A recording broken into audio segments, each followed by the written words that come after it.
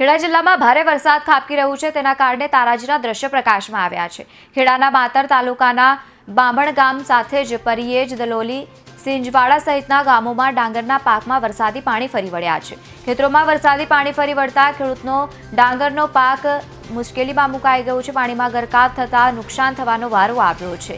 આ વિસ્તારમાં આશરે 10,000 વીઘા જમીનમાં વરસાદી પાણી ફરી વળ્યા છે, જેના કારણે ખેડૂતોને રોવાનો વારો આવ્યો છે। સરકાર દ્વારા સર્વે કરી અને ખેડૂતોના નુકસાન થયેલા પાકને સહાય આપવામાં આવે તેવી હાલ ખેડૂતો માંગ કરી રહ્યા છે। ગુજરાતની અંદર જ્યારે મેઘરાજા મહેરબાન થયા છે અને ગુજરાતને છેલ્લા 48 કલાકની અંદર ગમરોડી નાખ્યું છે। દરેક જગ્યાએ પાણી જ તમને રસ્તા પર દેખાઈ રહ્યા છે। ત્યારે વાત કરીએ તો આણંદ જિલ્લાની જે કાનાવાડા ગામને જોડતો જે રોડ છે તે રોડ ઉપર અત્યારે વરસાદી પાણી ફરી વળ્યા છે। અને ક્યાંક ને ક્યાંક વાત કરીએ તો અહીંયા ખેડા જિલ્લાનું આ ગામ છે બામણ ગામ, તેના જે ખેતીલાયક વિસ્તાર છે તે પણ પાણીમાં અત્યારે ગરકાવ થઈ ગયો છે। તમને દ્રશ્ય બતાવવાનો પ્રયત્ન કરીશ કે આ બામણ ગામ વિસ્તાર જે આવેલો છે ખેડા જિલ્લાનું ગામ છે અને તમે દ્રશ્યમાં જોઈ શકો છો કે આ ખેતી જે હતી તે અત્યારે તમામ ખેતી પાણીમાં ગરકાવ થઈ ગઈ છે અને ડાંગરનો પાક છે તે અત્યારે પાણી અંદર ગરકાવ થઈ ગયો છે। એટલે ક્યાંક ને ક્યાંક અહીંયા ખેડૂતો જણાવી રહ્યા છે કે એમની ખેતર આજુબાજુ અહીંયા 200 વીઘા વધારે જમીન આવેલી છે, જેમાં આણંદ જિલ્લાના ગામડાઓ દલોલી છે, કાનાવાડા છે, વાલોતરી છે અને ખેડા જિલ્લાના બામણ ગામ છે, સિંજીવાડા છે, પરિયેજ છે, આ તમામની જમીન આ વિસ્તારમાં આવેલી છે। અને અત્યારે જે આ પાણી છે અહીંયા ભરાઈ ચૂક્યું છે અને લોકોનો જે પાક છે તે પાણીમાં ગરકાવ થઈ ગયો છે। વધુ વાત કરીએ તો આપણી સાથે અહીંના ખેડૂતો જોડાયા છે, આપણે સીધી તમારી સાથે વાત કરીશું। પહેલા તો આપનું નામ જણાવશો અને શું સમસ્યા તે જણાવશો। અહીંયા જયંતિભાઈ બચુભાઈ તળપદા મારું નામ। અને સાહેબ આ પાણીથી બધી જમીન અમારી છે ને બધી પાણીમાં બુડી ગઈ છે અને રોપ્યું છતાંય બધી બુડી ગઈ છે। અત્યારે કઈ અમારો રસ્તો જ નથી અને કઈ જગ્યાએ જવું એ જ અમે પહેલા વિચાર કરીએ છીએ। એટલા માટે જ અમે આ બધું જોઈએ છીએ અને બધા રસ્તામાં છોકરાઓને ખાવાનું પણ અત્યારે કઈ રીતે રાંધીને ખવડાવવું એનો પણ અમને બહુ એ છે। એટલે હવે આ જમીનનું શું કરવું એ અમે વિચારીએ છીએ અને આ સાહેબો છે તો અમને બધું ખ્યાલ નાખી દીધું। બોલ બોલ આપની જમીન અહીંયા કેટલી આવેલી છે અને શું આપણે પાક કર્યો હતો અને અત્યારે શું પરિસ્થિતિ છે? અત્યારે 48 વીઘા જમીન એની અંદર ડાંગરનો પાક કર્યો હતો, એ ડાંગરનો પાક પણ બુડી ગયો। 15 વીઘા ટામેટી કરી હતી, એ પણ બુડી ગઈ છે અને એ બધું કોવાઈ ગયું। તો હવે અમે કઈ જગ્યાએ જઈએ તો અમારો એનો રસ્તો થાય। સરકાર જો કઈ સહાય આપે તો બહુ સારું। જી બિલકુલ, ચોક્કસથી અહીંયા ખેડૂતો સહાયની માંગ કરી રહ્યા છે। આપણી સાથે બીજા પણ અહીંયા ખેડૂત છે, આપણે તેમની સાથે પણ વાત કરીશું। આપનું શું નામ જણાવશો અને શું પરિસ્થિતિ છે, પાણી આવી ગયું છે, શું કહેશો? મારું નામ પિયુષભાઈ ઠક્કર, બામણ ગામ, તાલુકો માતર, જિલ્લો ખેડા।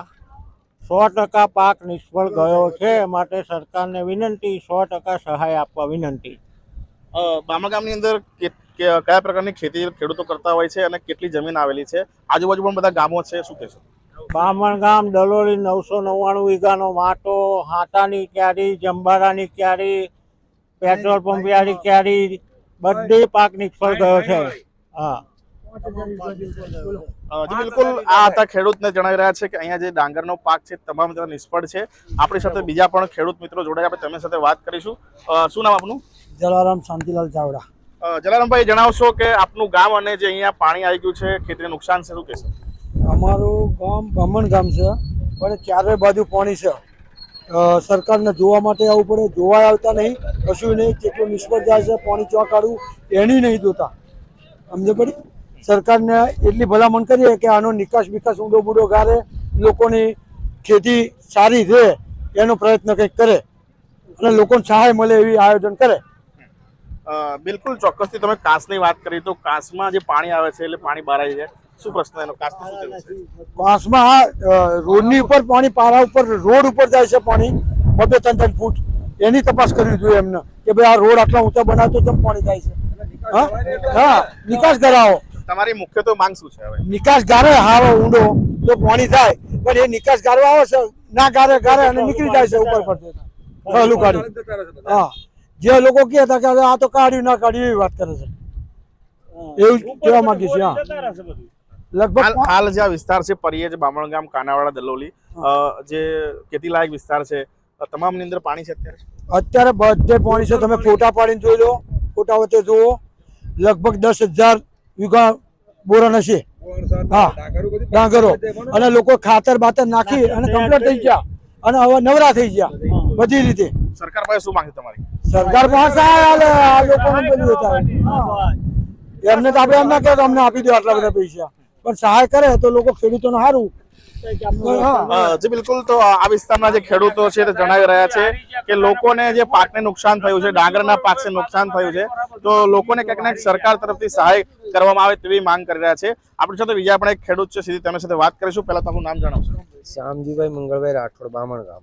શ્યામજીભાઈ, જણાવશો શું નુકસાન છે ખેતીમાં અત્યારે? ખેતીમાં તો સાહેબ ઘણું નુકસાન થયું છે. ગોરાણાની અંદર થયું છે, ડાંગેરું નુકસાન થયું. લોકોએ ખાતર નાખીને બધું રેડી તૈયાર કર્યું અને પછી આ રેલ ચડી. એમાં તો 3 દિવસથી લોકો સતત ઘરમાં છે. હવે ખાવે પીવે શું બચારા? આ 3 દિવસથી તો હેરાન થઈ ગયા છે. હવે એમના માટે કંઈક સરકાર સહાય કરે એવી અમારી એ છે વિનંતી છે. બીજું શું? જી બિલકુલ. અત્યારે જે ખેડા જિલ્લાના ખેડૂતો છે જણાવી રહ્યા છે કે જે તેમનો પાક છે તે અત્યારે પાણીમાં ગરકાવ થયો છે અને તેમને અત્યારે ક્યાંક ને ક્યાંક સરકાર પાસે સહાયની જરૂર છે. વિજય રાઠોડ, ખેડા.